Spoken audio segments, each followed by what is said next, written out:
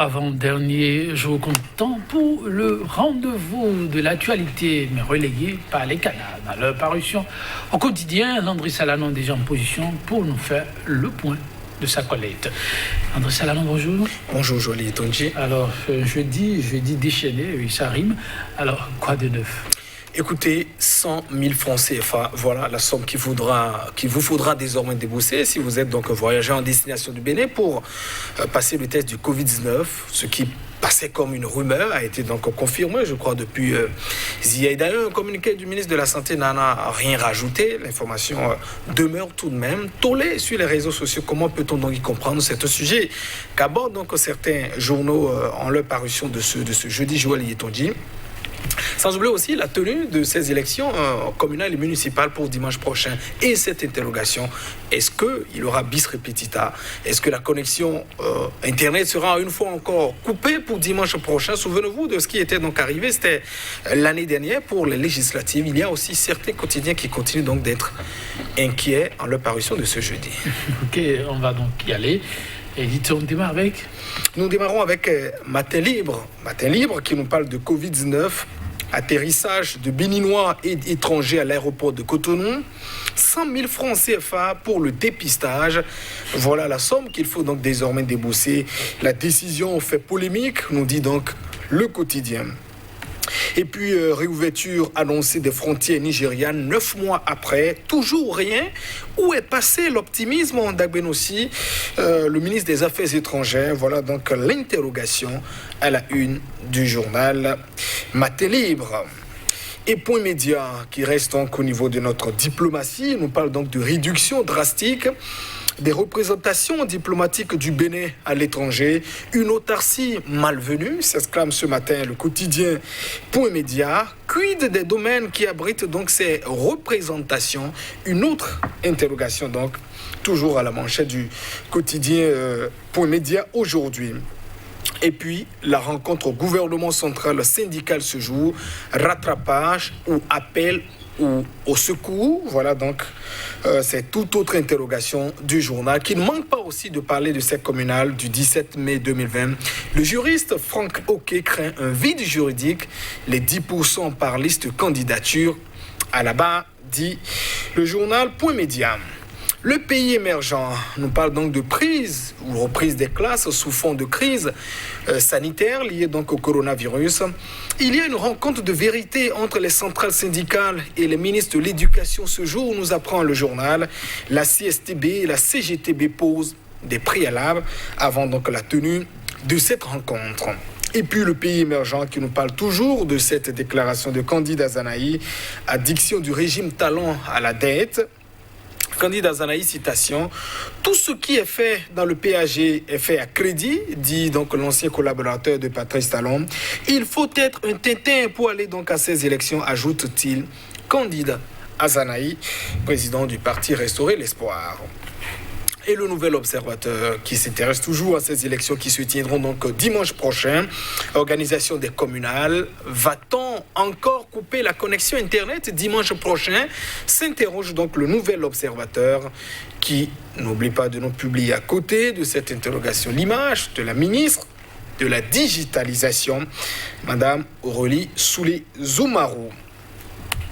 Autre quotidien, autre information. Dynamisme Info, scrutin du dimanche 17 mai prochain, après donc le défi des campagnes. Les 10%, c'est ce qui rend toujours anxieux, croit savoir Dynamisme Info, en sa parution du jour. Et puis le quotidien qui parle des FCBE, Force Courrier Point Bénin-Émergent, après le retrait d'Oboniaï. L'opposition visiblement en baisse de forme. Conclusion de Dynamisme Info ce jeudi. Et pendant ce temps, l'Audace Info nous parle donc du retrait de l'État béninois de la déclaration d'acceptation de 1998 de la Cour africaine des droits de l'homme et des peuples. Une déclaration qui continue donc de faire polémique. En renfort à Djavon, Maître Fatiou écrit à Batoko qui est donc le président de la Cour suprême au Bénin. Et puis, mise à l'écart des lieux de culte classés donc dans la même catégorie que les bars et autres. Monseigneur Ngweji réconforte les fidèles, voilà les fidèles catholiques au Bénin. Information rapportée par ailleurs par l'Audace Info. Le quotidien d'Abaro nous parle donc de cette surenchère autour des produits de première nécessité au Bénin. Les consommateurs sont toujours grugés par des commerçants véreux. Les menaces, voilà, évidemment, sont donc à l'effet. Quotidien d'Abaro qui revient donc sur ces surenchères qu'on observe donc en ce temps de Covid-19. Et puis, c'est la tradition, jeudi, le déchaîné du jeudi. Les images, voilà, le journal, l'hebdomadaire satirique, j'allais dire, ses propos et ses images. D'abord, les propos dimanche prochain avec le corona, ce sera tous aux unes, tous, voilà, TOI2SE évidemment, s'exclame le quotidien communal de 2020 aussi. Voilà, on vote pour qui, s'interrogent certaines personnes. Voilà, et ces images, beaucoup de concitoyens, masques au visage. Nous avons donc des égongons, nous avons donc des guélédés, également des angbétors.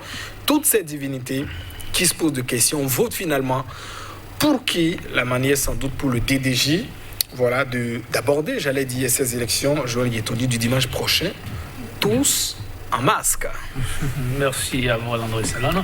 On va y aller, on démarre avec ce qui continue d'être sujet à inquiétude Covid-19.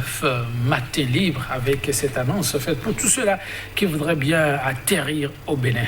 Oui, peut-être surprise, Covid-19, atterrissage de Béninois et d'étrangers à l'aéroport de Cotonou. 100 000 francs CFA pour le dépistage. La décision fait polémique. Alors, ce qui passait pour une rumeur, je crois, déjà relayée par sur le site d'information de la compagnie Air France, voilà, a fini donc par être confirmé dans la journée d'hier avec notamment ce citoyen qui a pu publier sur les réseaux sociaux la quittance qu'il est donc allé payer pour au trésor public. Il a mis consignation pour frais de dépistage liés donc au Covid-19 à l'hôtelier. Comment peut-on payer 100 000 francs CFA pour tous les destinataires? C'est-à-dire qu'il s'agit des Béninois qui ont voyagé et qui reviennent donc à l'aéroport, ou bien également des étrangers qui sont à destination de Cotonou. Vous devez payer 100 000 francs CFA, $200 ou 153 € pour vous faire donc dépister au coronavirus. C'est un tollé, on se pose beaucoup de questions pour plusieurs raisons.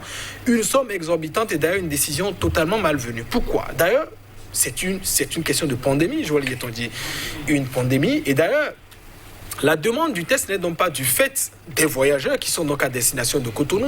Et c'est une question de santé publique. Et le gouvernement doit donc pouvoir, comment dit-on, assurer la sécurité à la fois des Béninois et notamment nous protéger, disons, de tous les autres dangers qui peuvent donc nous arriver, Joël Yetondi. Et c'est d'ailleurs pourquoi, au début de cette pandémie, il y a eu des sommes, des milliards qui ont été débloqués, par exemple. Vous n'avez entendu personne piper mot parce que c'est une question de santé publique. Il faut sans doute investir pour davantage nous protéger. Il y a eu aussi, sans doute, Joël Yetondi, des collectes qui ont été effectuées, disons, des dons. On nous a annoncé qu'il y a eu plus du milliard de francs CFA qui a été donc récolté en matière de ces dons. Alors pourquoi, pour des questions de dépistage, on doit pouvoir imposer une somme, comment dit-on, à tous ceux qui viennent donc qui sont à destination à Cotonou? Et quelle somme? 100 000 francs CFA, c'est une somme totalement exagérée. Je crois que le gouvernement, en principe, devrait, comment dit-on, faire voter, ou j'allais dire, comme il en a donc l'habitude, débloquer un fonds spécial pour prendre en charge, j'allais dire, comment dit-on, tous ces fonds, et davantage pour un pays déjà qui a autant de difficultés déjà à pouvoir s'ouvrir dans le monde. Je crois que nous refermons davantage. Nous nous refermons davantage aux autres pays.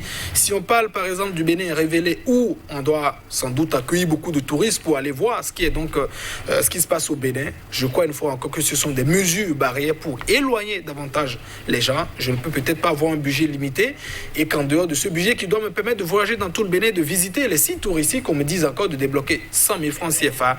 Je crois que c'est une décision totalement malvenue, et je le disais déjà, avec les difficultés de la fermeture des frontières, avec aussi les représentations diplomatiques qui sont de plus en plus fermées, voilà, on doit pouvoir chercher davantage à nous ouvrir et non davantage à refermer les portes que sur nous-mêmes. Je crois que c'est une décision qui n'est pas du tout la bienvenue. D'où on peut quand même se poser une question, est-ce que tout cela est volontaire, Joël Yetondi?